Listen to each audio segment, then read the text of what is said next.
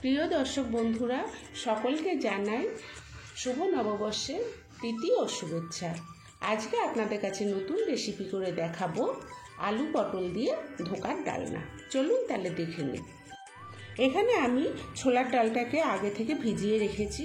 এবার আমি ছোলার ডালটাকে বেটে নেব। আমি ছোলার ডালের পেস্টটার মধ্যে আন্দাজ মতো নুন আর সামান্য চিনি দিয়ে ভালো করে মেখে নেব। আমি আগে থেকেই কড়াইয়ে জল গরম করতে বসিয়ে দিয়েছিলাম।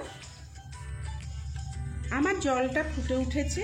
এবার আমি ছোলার ডালের পেস্টটাকে মুঠো মুঠো করে জলে ছেড়ে দেব। ফুটন্ত জলে এই পেস্টটাকে দিতে হবে। যদি ঠান্ডা জলে দেওয়া হয় তাহলে এটা গলে যাবে, এজন্য ফুটন্ত জলে দিতে হবে। দেখুন ধোকাটা ভেসে উঠেছে। এবার আমি ধোকাটাকে নাবিয়ে ঠান্ডা করতে দেব। ধোকাটা ঠান্ডা হয়ে গেছে। এবার আমি চাকু দিয়ে ধোকাটাকে গোল গোল করে কেটে তেলে ভেজে নেব। আমি ওভেনে কড়াই বসিয়ে দিয়েছি। এবার আমি সর্ষের তেল দিয়ে দেব। আমার তেল গরম হয়ে গেছে। আমি ধোকাগুলোকে ভেজে নেব।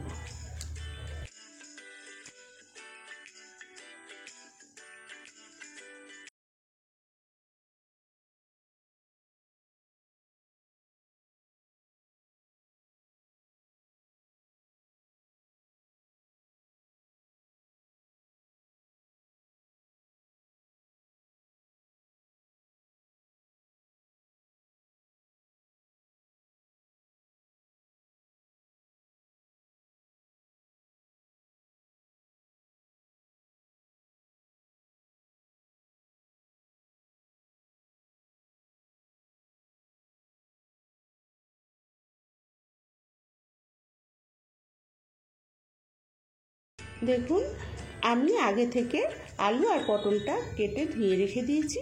এবার আমি পটলগুলোকে ভেজে নেব। এতে সামান্য নুন আর হলুদ দিয়ে দিচ্ছি।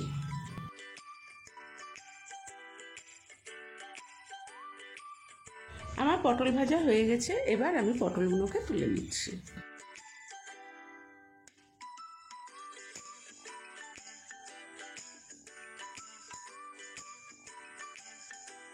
আমি কড়াইয়ে আর একটু তেল দিয়ে দিচ্ছি।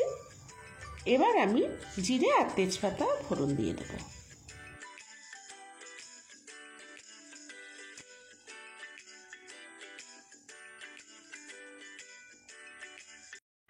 যখন জিরে আর তেজপাতা ভাজা হয়ে যাবে আমি তখন আলুগুলোকে ছেড়ে দেব।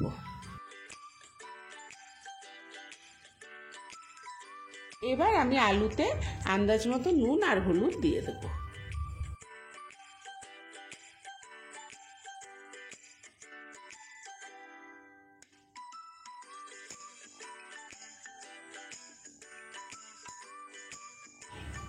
এবার আমি এতে লঙ্কা, আদা, ধনে, জিরে বাটা দিয়ে ভালো করে কষিয়ে নেব।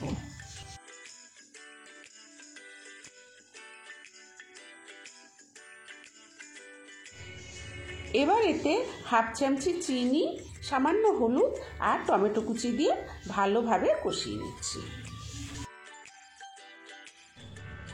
আমার আলুটা মোটামুটি কষানো হয়ে এসে এবার আমি ভাজা পটলগুলো দিয়ে আর একটু কষিয়ে নেব। নিয়ে আমি জল দিয়ে দেব। ঝোলটা ফুটে উঠলে আমি ধোকাগুলো ছেড়ে দেব।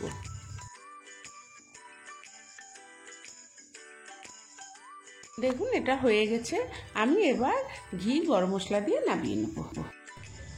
আমার আলু পটল দিয়ে ধোকার ডালনা রেডি। আপনারাও বাড়িতে বানিয়ে খেয়ে দেখবেন।